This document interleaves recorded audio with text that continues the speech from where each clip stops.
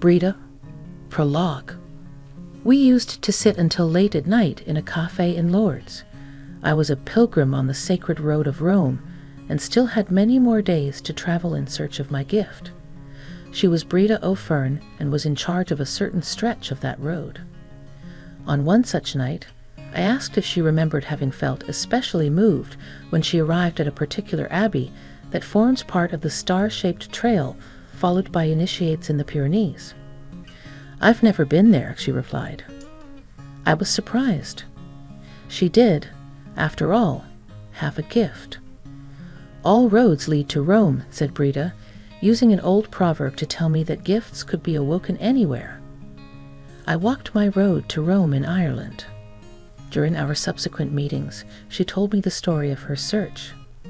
When she finished, I asked if, one day, I could write it down. She agreed initially, but whenever we met after that, she kept raising obstacles. She asked me to change the names of those involved. She wanted to know what kind of people would read the book and how they would be likely to react. "I've no idea," I said. "But I don't think that's why you're creating all these problems." "You're right," she said. "It's because it seems to me such a personal story, and I'm not sure anyone else would get much out of it." That's a risk we're now going to take together, Brida. An anonymous text from the tradition says that, in life, each person can take one of two attitudes: to build or to plant. The builders might take years over their tasks, but one day they finish what they're doing.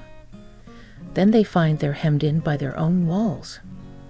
Life loses its meaning when the building stops. Then there are those who plant. They endure storms and all the many vicissitudes of the seasons, and they rarely rest. But unlike a building, a garden never stops growing. And while it requires the gardener's constant attention, it also allows life for the gardener to be a great adventure. Gardeners always recognize one another because they know that in the history of each plant lies the growth of the whole world.